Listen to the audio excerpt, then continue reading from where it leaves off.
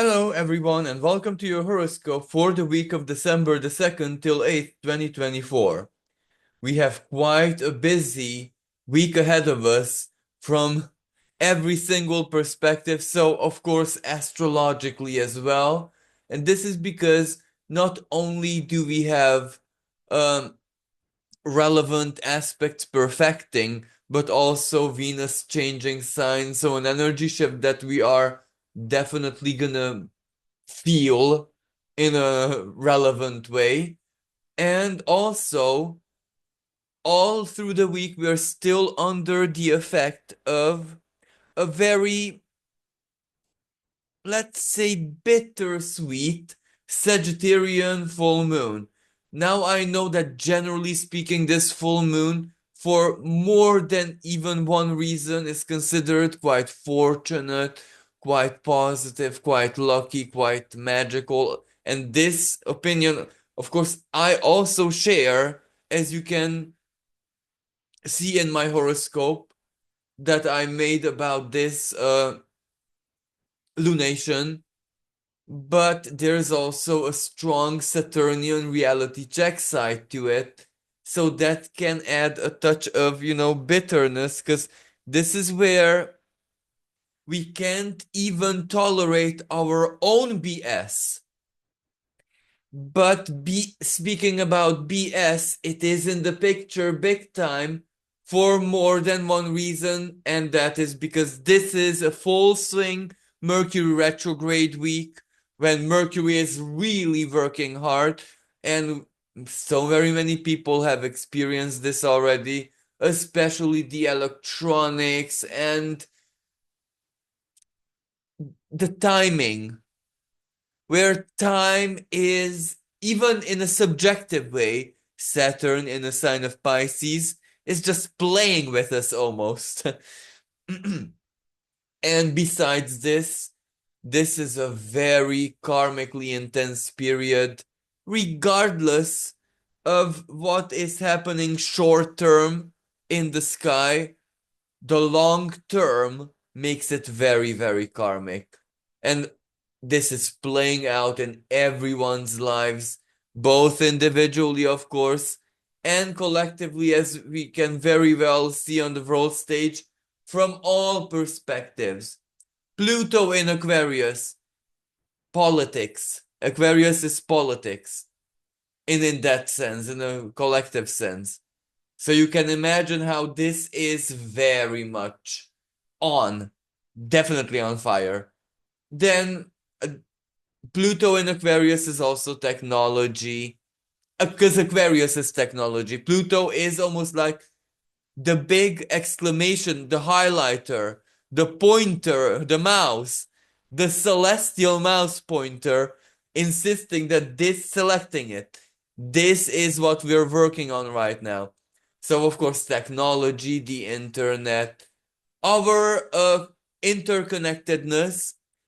So, besides the very obvious 3D, very social out there themes of Pluto, a theme that is intensely playing out there, but it's not in our collective awareness in sorry, out there sense.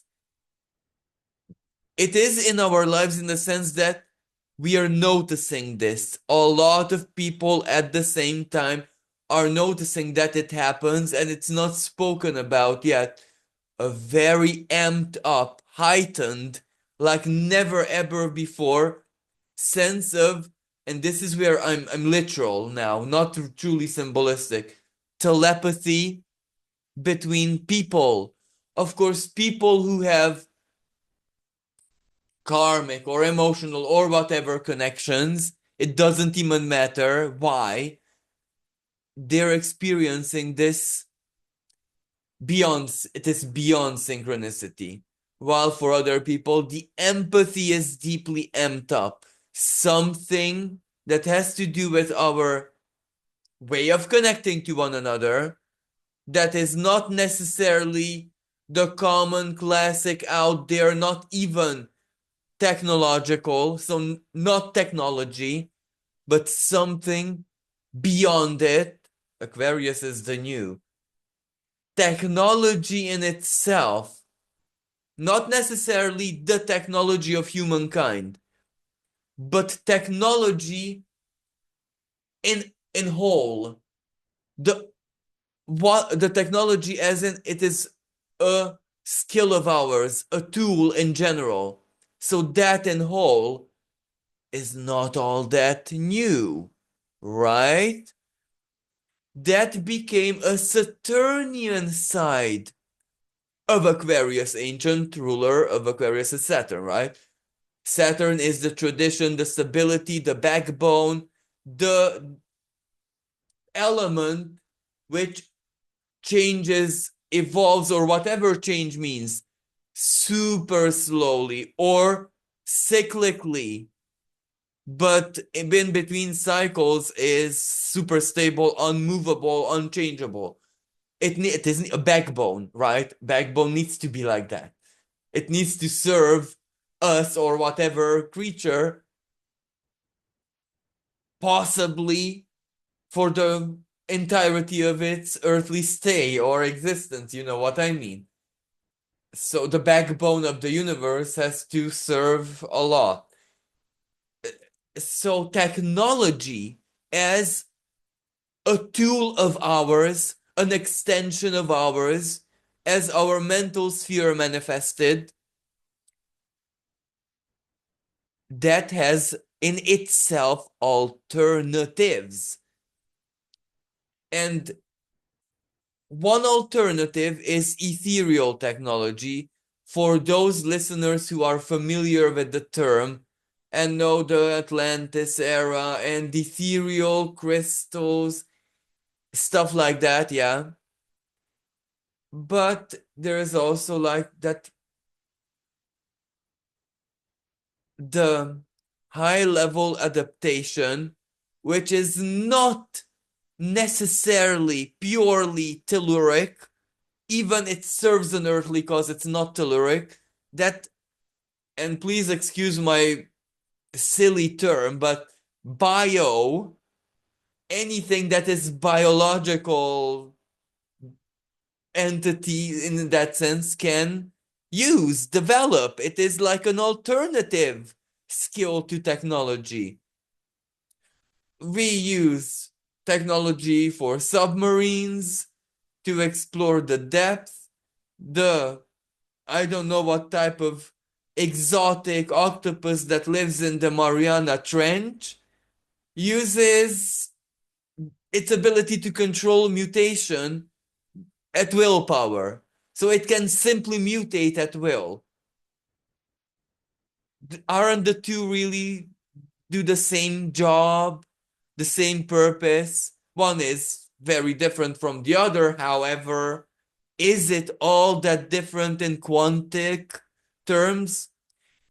I know that I really strayed away from a horoscope, but these are the times that we're living, and the times that we are in do ask us to consider these questions on a daily basis. So, and Sagittarius season in every single year is philosophical. It should be about the big picture. It should be about deeply thinking outside of the. So, long story short, back to the original topic. Pluto in Aquarius, the alternative to technology, communication technology specifically. Mercury retrograde in Sagittarius, right? Sagittarius is actually connecting that which are separated by borders normally. Countries, okay, in an earthly sense, but in a non-earthly sense, dimensions and worlds. In a simple way of looking at it, you and me are two different worlds, similar, can communicate, have a lot of interactions, but what if we discover the alternative of the internet, that which is just electromagnetic frequency, if we necessarily want to understand it in an earthly way. Would we not, then is when the possibilities and the infinite magical quantum nature of the universe really unfolds. So Mercury retrograde in Sagittarius actually asks us, invites us, gives us special even instructions to go against its typical expression, to go beyond the rationale, to go beyond the empirical, to think Mercury Sagittarian quantumly to the level of perhaps absurdity, where, well, actually in a quantum universe, anything is possible, literally. However, square Saturn, not Mercury directly just yet at the beginning of the week, but the Sun, yes, directly squaring Saturn. Sun is the illumination, right? And the Sun and Mercury are going to meet this week as well. So there is that. That's proper, big time understanding and believing, disbelieving, all of this mixed into one. So Sagittarian elements. But where I'm going with this, yes, think big, yes, infinite, yes, no limits.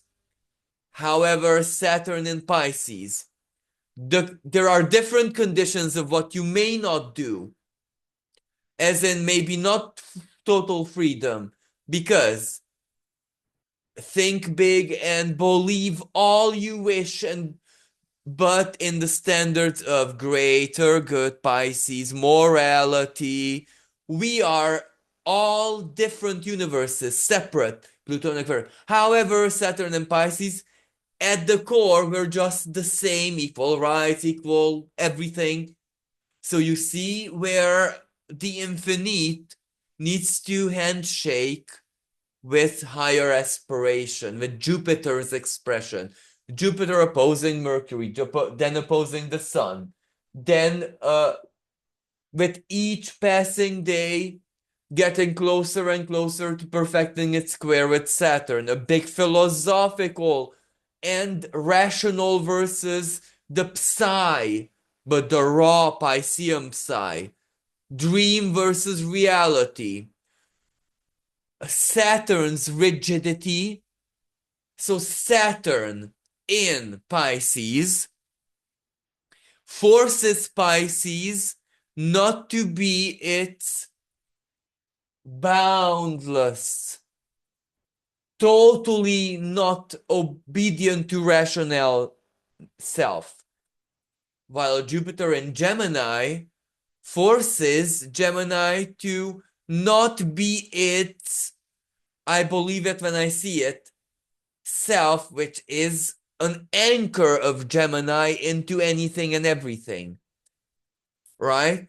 So both of these planets are a bit, if you know what I mean, as in, it's not very easy for them. Jupiter is far away from, furthest away from Sagittarius, so it's uncomfortable highly. Okay, it's a mutual reception with Mercury. It receives help in that sense. But sometimes too much help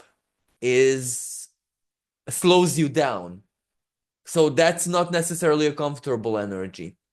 While Saturn in Pisces, well, Saturn, the stability, rules, regulations, as in let's limit Pisces from being totally just the dream, ethereal, boundless, not real. Let's want to make it a bit real.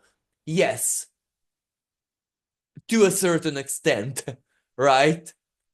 A Pisces, like Saturn and Pisces, the spirit or the unreal made real, for example, a dream.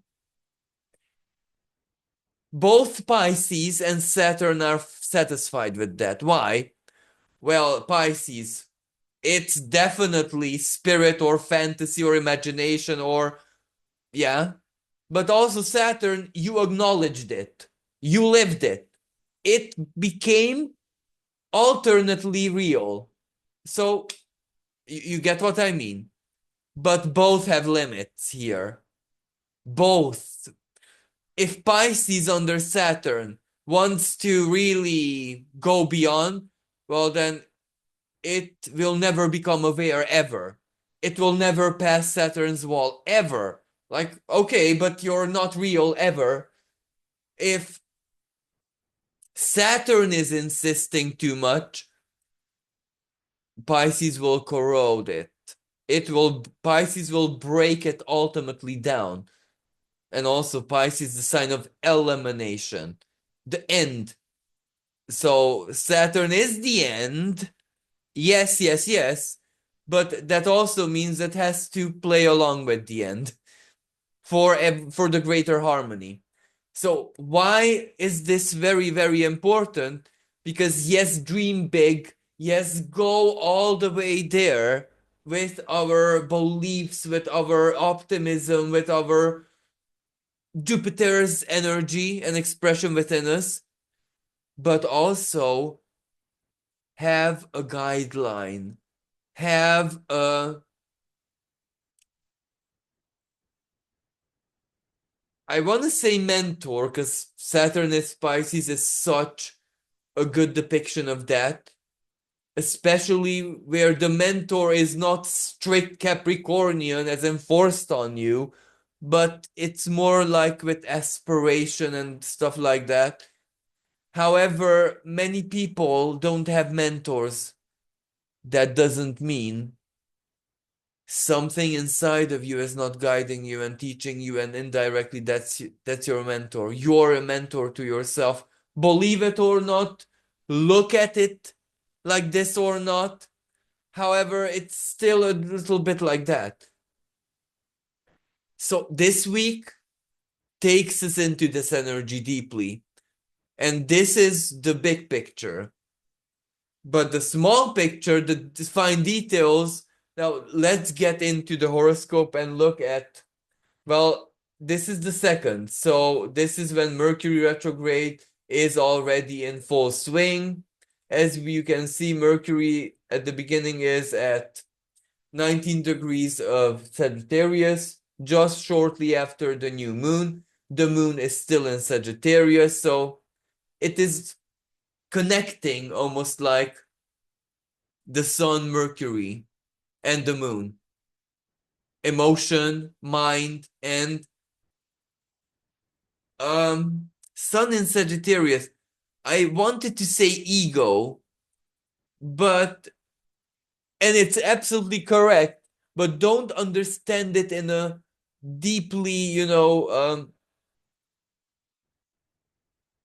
philosophical way, but rather as the sense of self, the identity, who it is that we in Sagittarius believe and know that we are.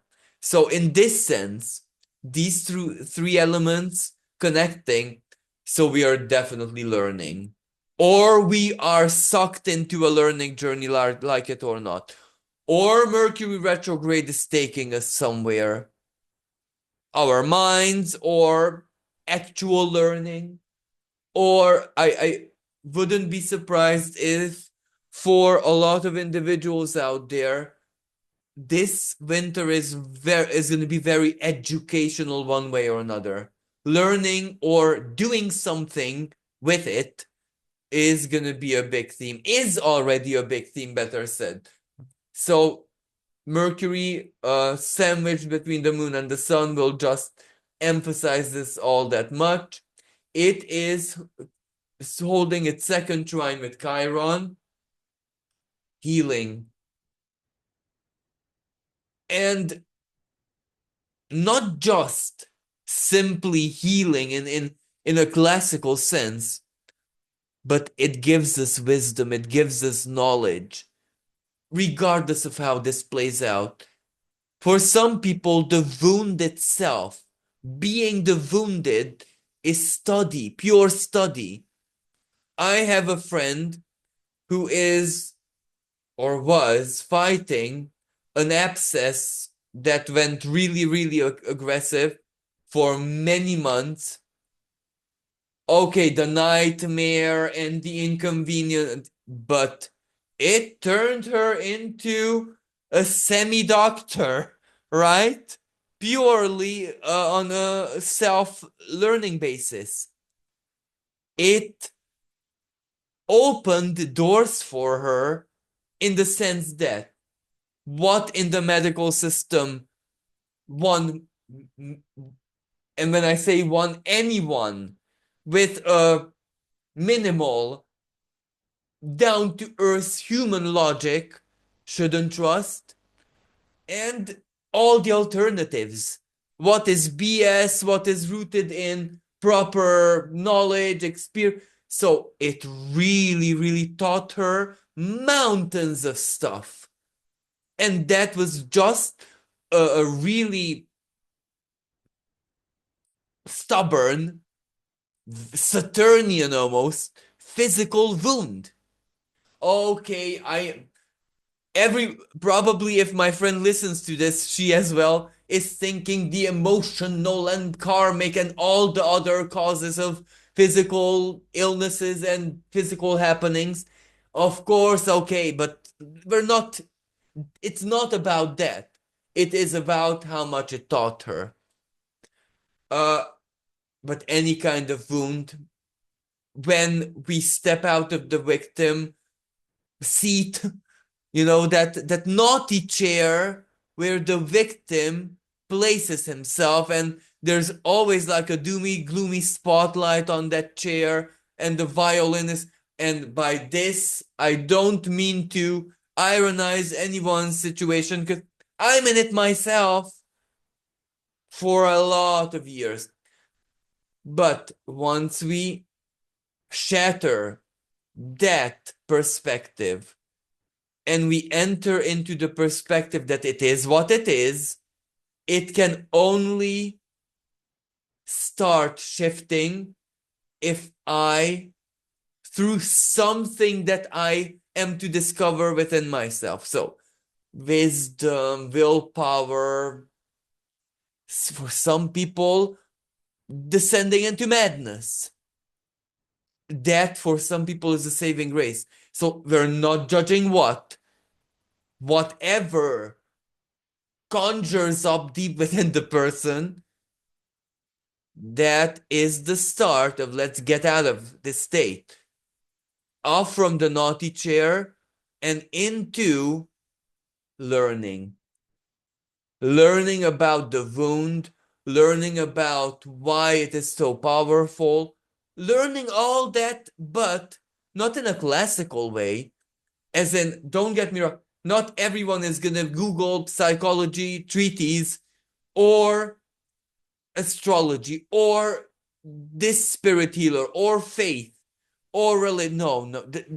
Every person with their own inner understanding, because no one cares that you academically understand the wound, but everyone and thing in the cosmos cares that you understand it, that you have the courage and the Mercury to understand it at your own accords, your own means, your own whatever it is that you can cocked up.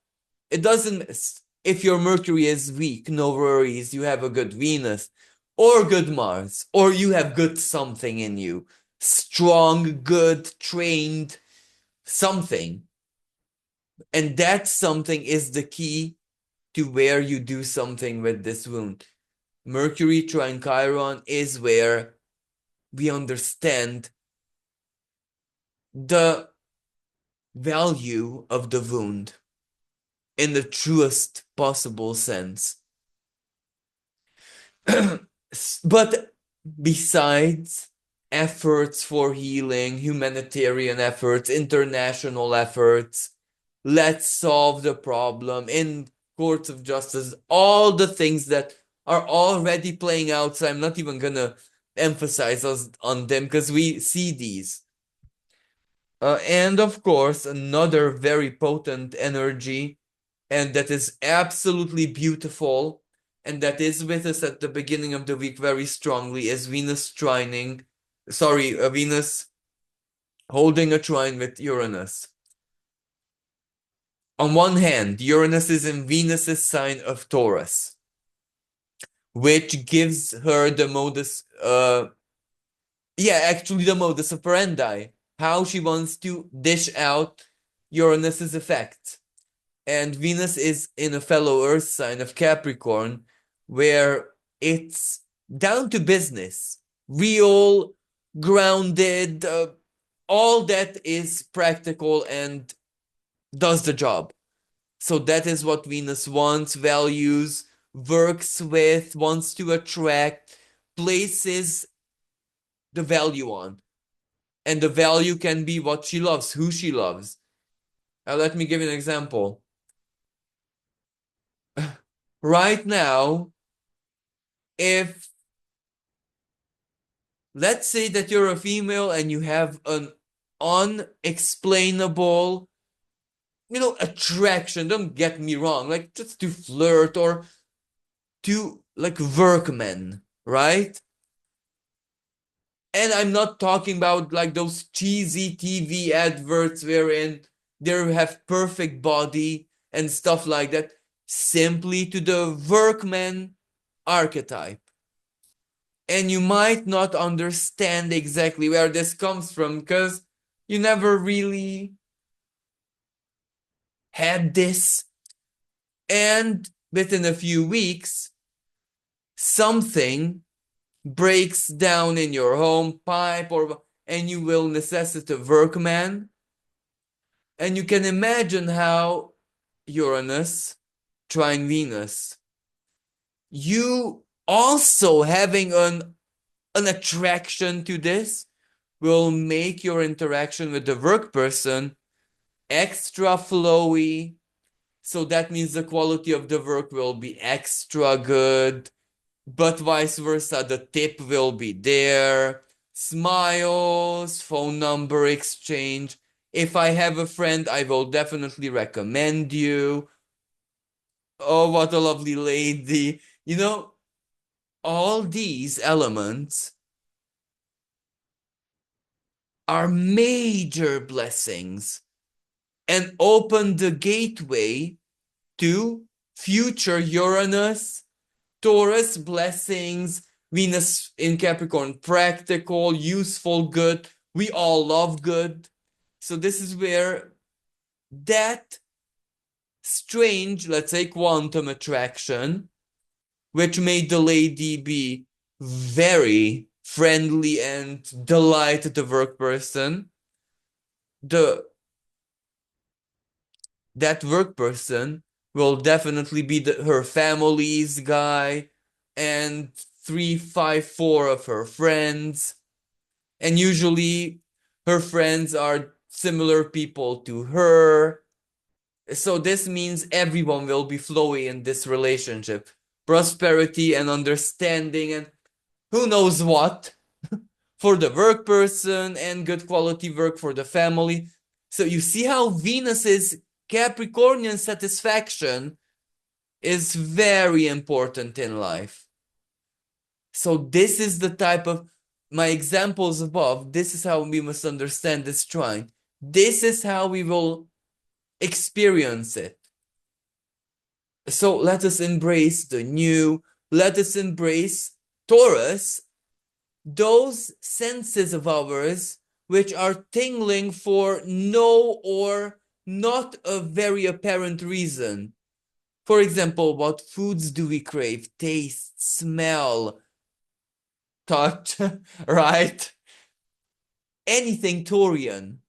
Those might predict stuff to us, or those might lead us to good places, good people, good something, the quantum in the pleasure center.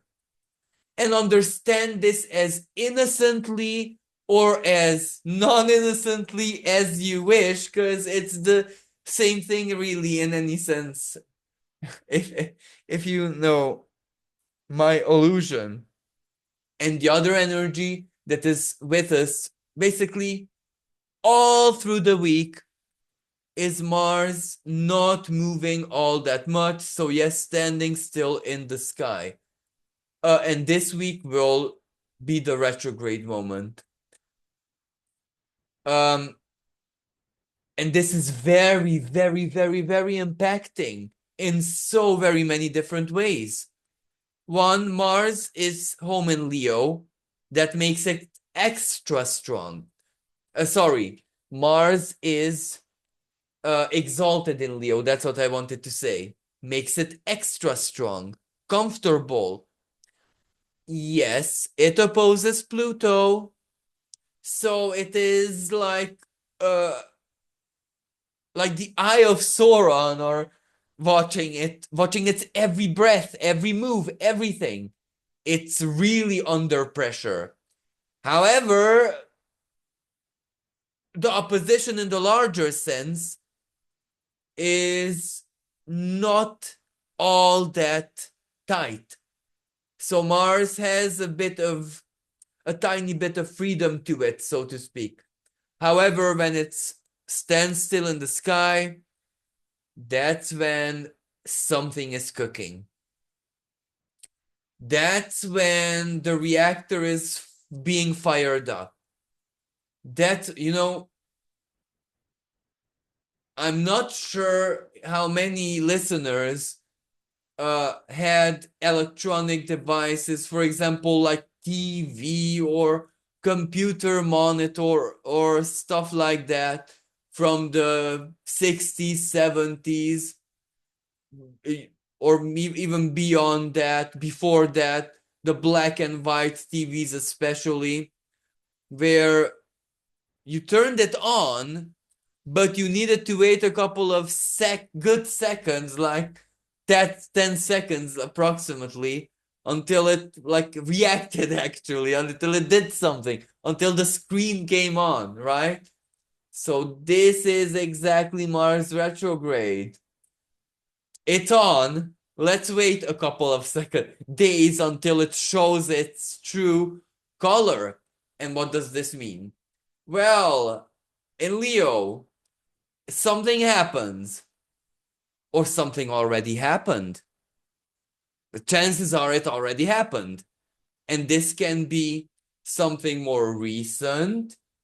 This can also be something from the past, and especially later on, family, right? So the distant past. So the timing of when it happened doesn't even matter yet very much, because Mars is firing up. So we are waiting for the electronic device from the 60s, 50s, whatever period to react to the on button. So this is how it feels. It's cooking up. So regardless of what happened or what is happening, we don't exactly know how we truly feel about it. And chances are Mars is staying in Leo, because it will start retrograding out of it. Will reveal how we truly feel about it. The truest of feelings, especially when it perfects its opposition with Pluto the second time. That's when a feeling, or the feeling, or the truth, like an actual factual something, because you need to put it in your situation, and collectively as well, of course. So Pluto in Aquarius, that's an actual factual ongoing something, a truth or an information or a fact, or you get what I mean.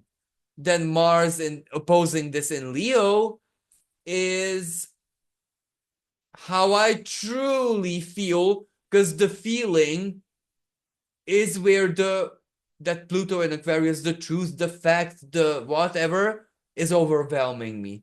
It's sinking in. It is undeniable. So how I truly feel under that type of reality check or pressure or powerlessness or struggle or something showing me its true colors, its true nuance, its true teeth. Where, you know, when the wolf takes off the disguise, or you get what I mean.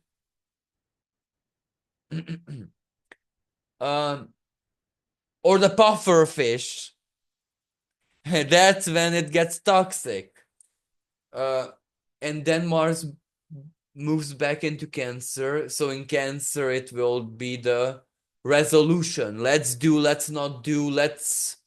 And then when it finishes its retrograde, and I'm gonna speak about the dates when we get there, you can imagine going forward is gonna be really applying it, living it.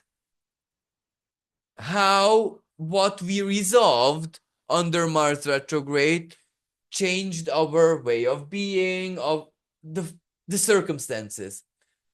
Cancer, home, house, belong where I belong, real estate, anything ethnical, cultural, but linked to ethnicity, linked to origins, ancestry, culture. Long story short, that which is contained between in borders, regional, local community, family, in any sense, extended, restricted, in any sense. So you can imagine. Mars, the planet of action. Mars, let's do something about it. Let me express myself. The glyph of Mars, the circle and the arrow. Circle is that which is contained, and the arrow that is released. So singular action. Non-action also applies, especially in Cancer, because Mars is debilitated in Cancer. Passive aggressiveness, for example, toxicity. That's, or the defense mechanism of the actual crab. It, when it wants to really attack something and make its intent, its aggression clear, it doesn't, pinches and doesn't let go. Like pinches insistingly. Mars in Cancer, in its bad side. But even there are astrologers, the types of astrologers who really see the toxicity and the darkest side of Mars in Cancer. And absolutely, I cannot throw the first stone. Do you know why? I have natally Mars in Cancer, and it's actually in fourth house. So I have this so typically in my design. So I cannot fault other astrologers when they point out the negative potential and how that really is impacting. But the positive potential is equally as strong. Light worker, nurse, doctor, but when I say it's not the Virgo sense, but the crazy doctor who, I'm so sorry I said this because I shouldn't say this. The brave hero doctor who gives even his life for his calling to save a life, or like doctors are doing in a certain part of the world right now, right? So crazy in the good sense, in the hero sense. That's also Mars and Cancer, and that's also exactly Mars between Cancer and Leo. Leo, the courage, the bravery, the love. Cancer, the compassion, the unity, the Christ consciousness for the sake of what I love. That's Mars and Cancer as well. So these are the themes and the modus operandi of the themes that's going to be highlighted. So now let's whiz through the week. So the third is important because we have a Mercury opposing Jupiter. So as I said before, mutual reception, Jupiter is a Mercury sign, Mercury and Jupiter sign. They have each other's instructions manuals, so this gives them power, but that doesn't make this energy comfortable. What's true, what's not true? Back and forth discussions. This is where, let me give you a different situation where everything is true, however, the truth is irrelevant, right? the international situation is a prime example of this energy, where the truth is irrelevant. You would say, how is this even possible? Well, big legal battles, big diplomatic battles, big negotiation, big everything you want. But each side has its own truth. You cannot fault that. But the truth doesn't matter. Why? Because what should matter is exactly Mars. Let's do something already. Because if the truth stops us from helping, well, then the truth is ultimately ixionic. What do I mean by that? Ixion is the rebel who rebels against law and justice. Its positive expression, when law and justice is the evil, well, then let's. And why is it evil? Well, if it prevents humanitarian action, Mars, well, then it's not useful. So you get where I'm going with this. Mercury opposing Jupiter. Okay, my truth, your truth, this and that, but let's also do something about this. Jupiter in Gemini is the one who demands actually the action, because Gemini forces Jupiter to do this. Jupiter is not typical of that, but Gemini, yeah, philosophy, knowledge, law, but let's see it in action. And Mercury is the practical planet, but it's in Sagittarius. I'm not gonna say or do anything until I have my security, which is not gonna happen. You see where this is like a ping pong back and forth, but Mars. And this is how Mars retrograde plays out. It gets hot. Let's do something about it. Or we can't wait until the judge decides. You know what I mean? So, like child support. Child support in most jurisdictions in the world is a quick procedure by default. Why? Well, the child's not gonna go hungry until the court decides for 10 months. A quick decision is needed because the situation is urgent. This is exactly how the energy is going to look like, both collectively, also in our own lives. Where is this Mars?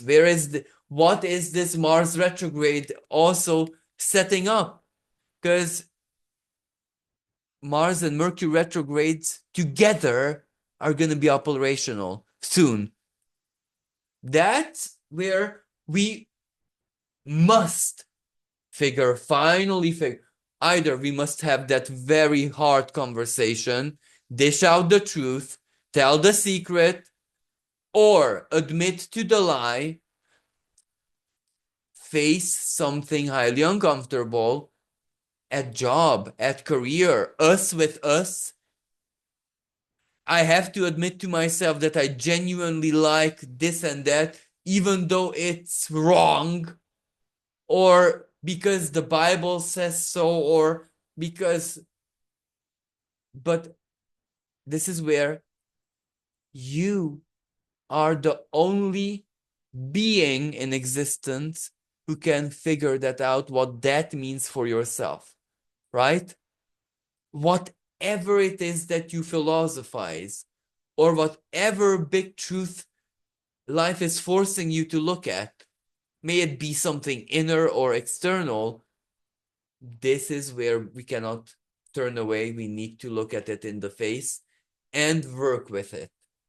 Regardless, again, job, career, relationship, your own psyche, your past, trauma, healing, mental health, emotional health, sexuality, physical body, physical healing, etc., etc.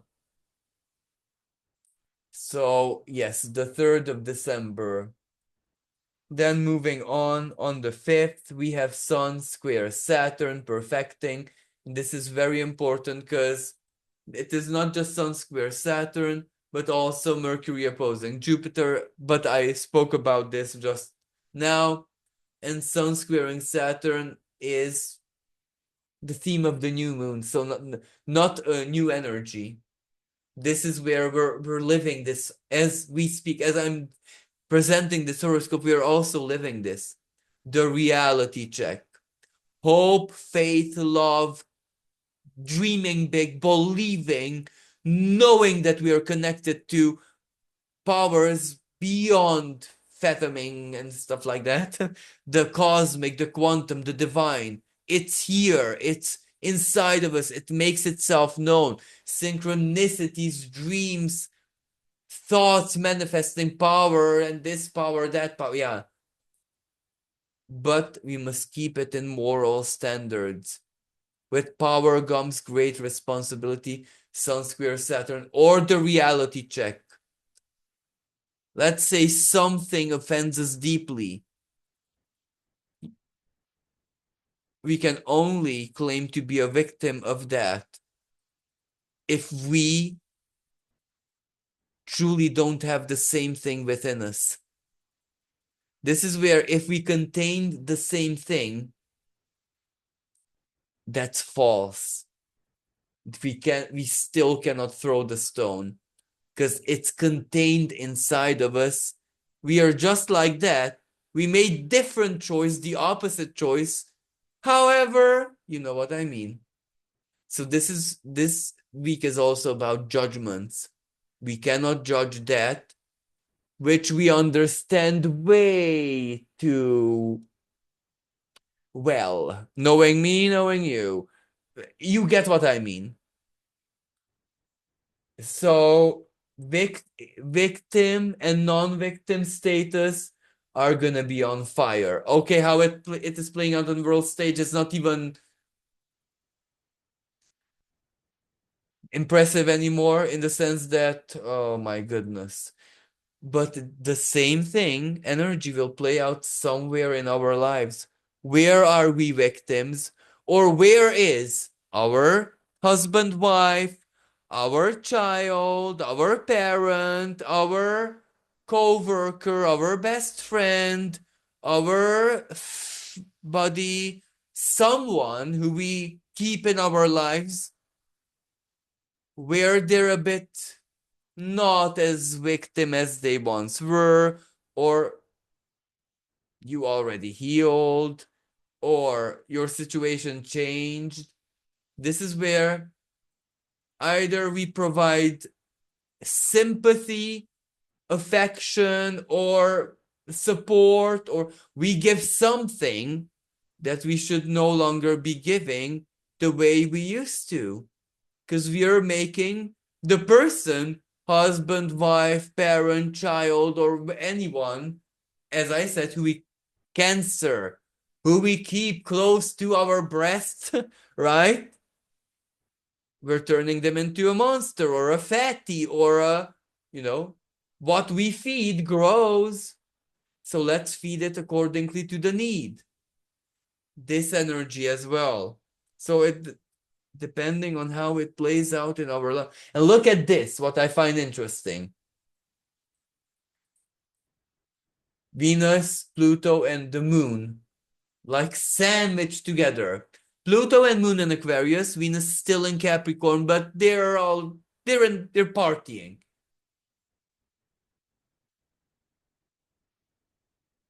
Our feelings, our emotional dimension,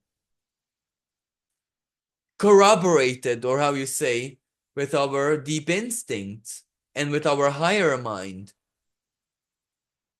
Pluto, Venus, and the moon, they are speaking to us through feeling, through a certain kind of non-logical common sense that we are invited to learn to trust and work with Mercury opposing Jupiter.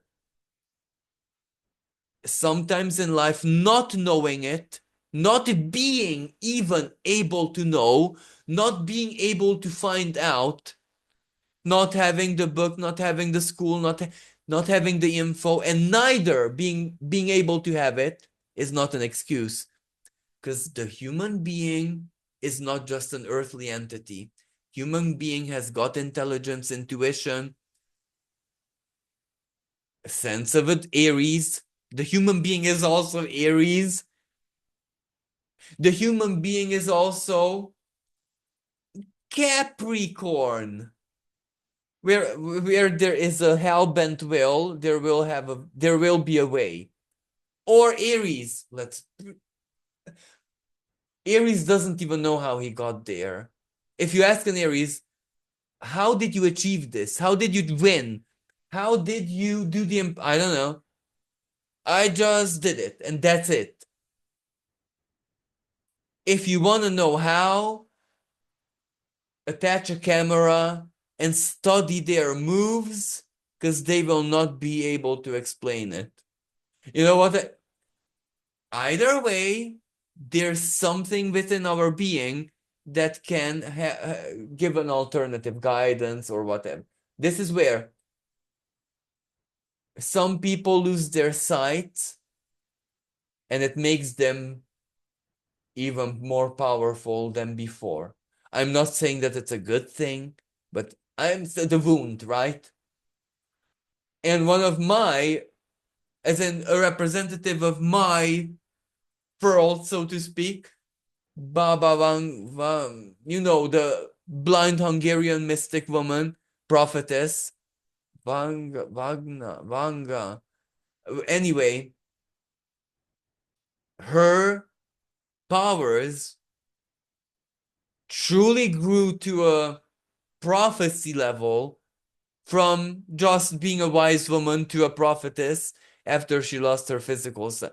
And yeah, she lived in an age so where the great conjunctions were predominantly in earth signs, so a very earthly era.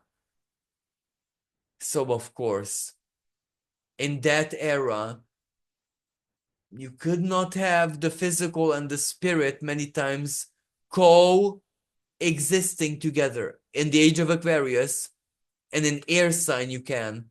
In air sign, no problemo, no worries. It can be there. The same hard drive, right? Aquarius stores both. Uh, I'm trying to think of something really cute, like a telly show or a computer game, like something ultra cute, like puppies or kittens or rainbows and hearts and stuff like that. A game or show or movie like that are on the same hard drive as with Mortal Kombat game, where it's blood, gore, decapitation, stuff like that. That's Aquarius because it's opposite, because it's dichotomous almost. No problem. No problem. In air energy, that's not a real worry. It can be limited from one another. So this is really, really, really good. Very, very good. This is Venus, Pluto, and the moon. This is conjunction, giving us almost like a foresight, giving us like an intuition, giving us like a, I don't even know, where, the spider sense is tingling of where it is that we need to seek our own understanding of life and valid perceptions in. And then we get to the 6th, so Mars retrograde begins on the 6th of December, and it ends on the 24th of February 2025, so next year. But realistically speaking, Mars will only return to the 6 degrees of Leo, where it starts off from, around the 3rd of May next year.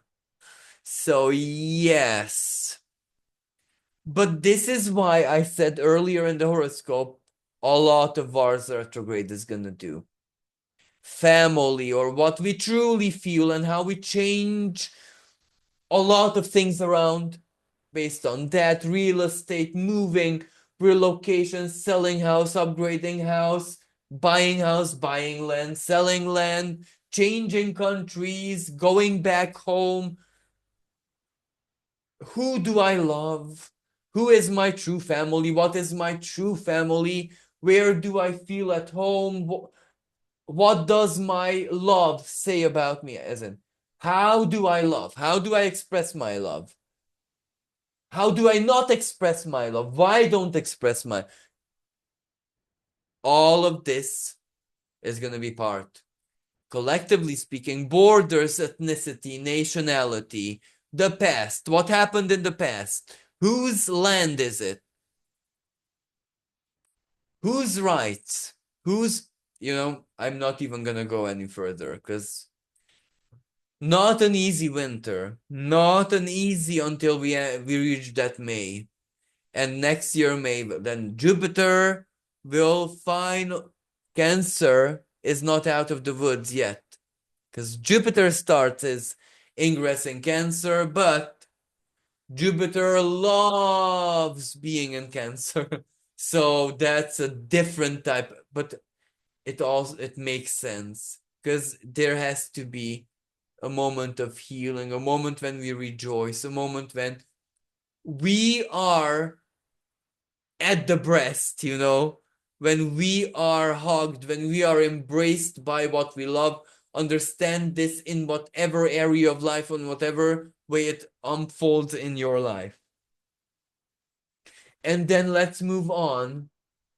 I'll try, I'm not gonna promise, but I shall try to make a Mars retrograde special horoscope where we speak about the important aspects and moments that Mars will hold under its retrograde.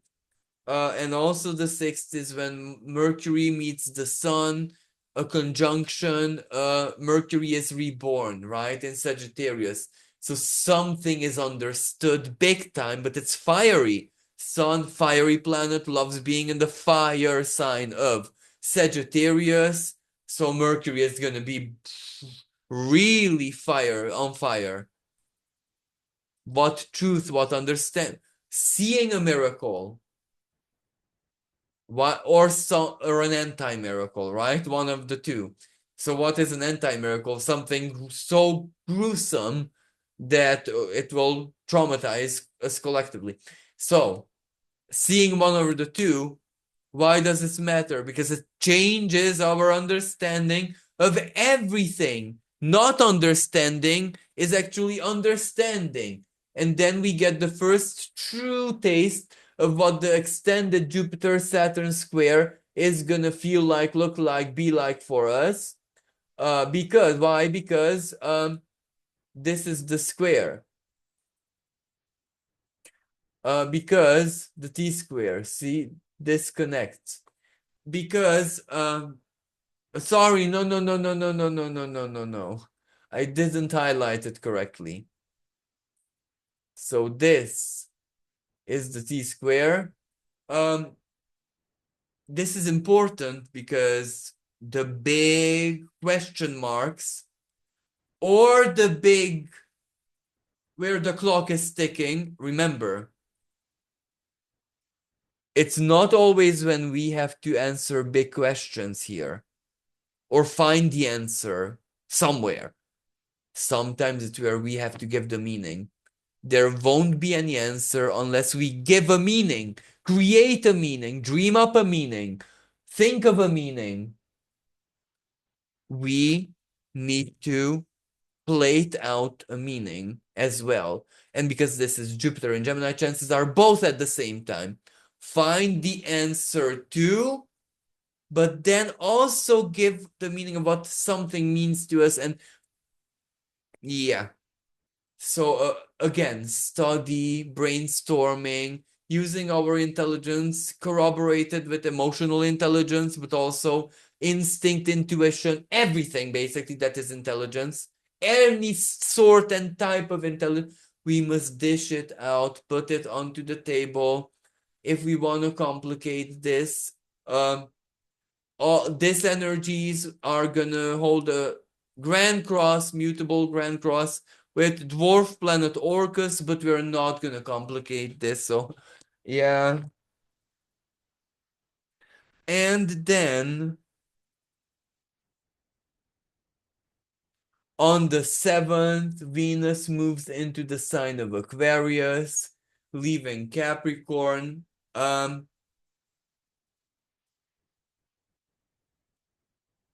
Under this energy, especially that her very first move right off the bat is a conjunction with Pluto, we're gonna be feeling something so intensely.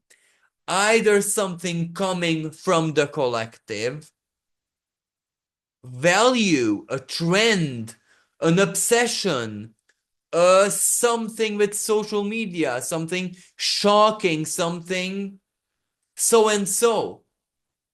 Or we're really gonna, a friend, a person, someone who we're connected to is gonna impact us, influence us. Something happens in their life and we get shocked, or we want to help them, or we want to, this doesn't need to be like bad or where they need help. This can be where we want to congratulate them, we want to hug them, we want to listen to how they achieved it or what happened to them. Or a big attraction, Venus and Pluto, big sexual attraction, because Pluto is, that type of stuff. But it can be money, it can be power, it can be position, it can be something that is irresistible to that Venus.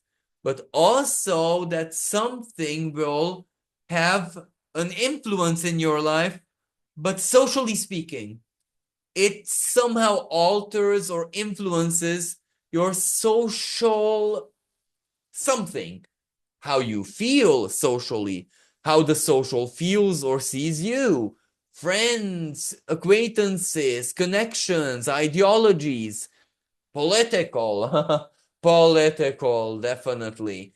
So there's attraction here. Attraction or something influencing you big time, leaving a big impact.